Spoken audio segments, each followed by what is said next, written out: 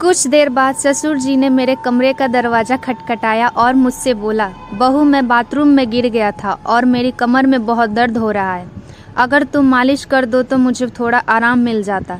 मैंने उन्हें अपने बिस्तर पर लेटा लिया और धीरे धीरे उनकी कमर की मालिश करने लगी। इसके बाद जो हुआ उसकी आप लोग सोच भी नहीं कर सकते। इसके बाद मेरी पूरी ज़िंदगी बिखर गई थी। हेलो दोस्तों, PKR स्टोरी की अनोखी कहानियों में आप सभी का स्वागत है। मेरी शादी के 5 महीने बाद मेरे ज़िंदगी में ग्रहण लग गया था। मेरे पिताजी ने बड़ी मुश्किल से मेरी शादी करवाई थी, लेकिन 5 महीने के अंदर ही मैं फिर से वापस आ गई थी। मेरी सौतेली माँ थी। जब मैं 9 साल की थी तभी मेरी माँ का देहांत हो गया था। इसलिए मुझे बहुत डर लगता था कि अगर पिताजी मुझसे कुछ कहेंगे तो मैं किसके आंचल में अपना मुंह छुपाऊंगी।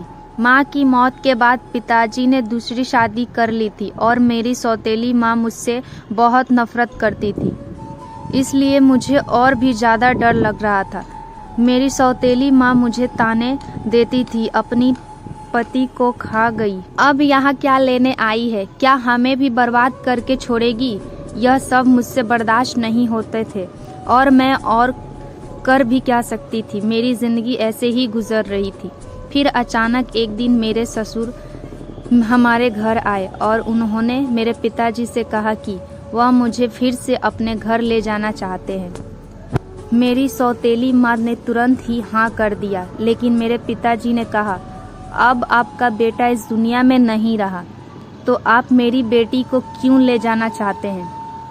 इस पर मेरी सौतेली माँ ने मेरे पिताजी से बहस करना शुरू कर दी और कहा, इसमें इतना सोचने की क्या बात है। वह कह रहे हैं कि वह रिया को ले जाना चाहते हैं तो आपको इतनी तकलीफ क्यों हो रही है।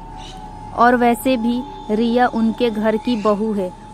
उनके बेटे की मौत हो गई तो क्या हुआ, अपने ससुराल तो जा ही सकती है ना। माँ के झगड़े के बाद पिताजी ने कहा, अगर मेरी बेटी वहाँ खुश रहेगी तो मुझे कोई दिक्कत नहीं है। रिया अगर जाना चाहती है तो आप उसे ज़रूर ले जा सकते हैं। मेरे ससुर जी ने मेरी तरफ देखा और कहा, रिया बहू चलो कपड़े लेकर आ जाओ। मैंने भी सोचा कि यहाँ रहकर सौतेली माँ के ताने सुनने से तो अच्छा है कि अपने ससुराल जाकर सुकून से रह जाती। मैं ससुराल आ गई थी। यहाँ पहुँचने के बाद अपने कपड़े बदल रही थी, तभी मेरे ससुर जी मेरे कमरे में आ गए और बोले, बहू एक कप चाय बना लो। मैंने अपने कपड़े ठीक किए और रसोई में जाकर चाय बनाने लगी और चाय बनाकर मैं ससुर जी के कमरे में ले गई। चाय पीते हुए उन्होंने कहा, तुम्हें पता है इस घर में मैं बिल्कुल अकेला हूँ। मेरा बेटा मेरी इकलौती संतान था और तुम्हारी सास भी गुजर गई, इसलिए तुम्हें यहाँ लेकर आया हूँ ताकि मुझे इस घर में अकेला ना लगे। मैंने कहा, पिताजी आप बिल्कुल चिंता ना करें, मैं भी तो आपकी बेटी की तरह हूँ। मैं हमेशा आपके साथ रहूँगी।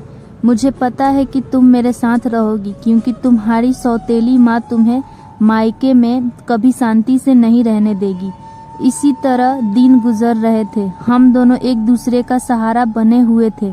6 महीने बाद एक रात मैं अपने कमरे में सो रही थी, तभी देर रात किसी ने मेरे दरवाज़ा खटखटाया।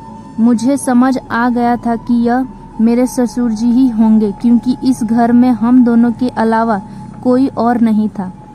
और आधी रात को कौन दरवाज़ा खटखटाया। मैंने सोचा कि शायद पिताजी को कुछ ज़रूरी होगी, तभी देर रात यहाँ आए हैं। दरवाज़ा खुलते ही मेरे ससुर जी ने कहा, बहू मैं बाथरूम में गिर गया था, मुझे बहुत दर्द हो रहा है, अगर तुम थोड़ी मालिश कर दो तो मुझे आराम मिल जाएगा। फिर मैंने उन्हें अपने बिस्तर पर ही लेटाकर मालिश करना शुरू कर दिया।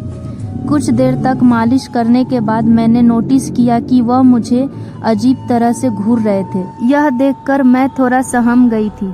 मैंने कहा, अगर कहो तो मैं डॉक्टर को बुला दूं। इस पर ससुर जी ने कहा कि नहीं बेटा, ऐसे ही बस मालिश कर दो, इससे ही आराम मिल रहा है। उनकी अजीब सी बातें सुनकर और भी अजीब लगने लगा था। फिर मैं बोली, ससुर जी आप यही मेरे कमरे में ही लेट जाइए। कमर में दर्द लेकर आप अपने कमरे में कैसे जाएंगे? मैं आपके कमरे में सो जाती हूँ। मेरी बात सुनकर मेरे ससुर बोले, बेटा तुम मुझे इस हालात में अकेले छोड़कर चली जाओगी? अगर रात को मुझे बाथरूम जाना पड़ा, अगर मुझे किसी और चीज़ की ज़रूरत पड़ी तो मैं क्या करूँगा? इससे बेहतर है कि तुम यहीं सो जाओ। दोस्तों, यह कहानी आपको कैसी लगी प्लीज़ कमेंट करके बताएं। पर हाँ दोस्तों, सब्सक्राइब करना ना भूलें। जिनको भी अपने लव स्टोरी पर वीडियो बनवानी हो वह मुझे मेरे जीमेल पर अपनी लव स्टोरी को मेल करें। धन्यवाद दोस्तों, मिलते हैं एक नए मज़ेदार कहानी को लेकर।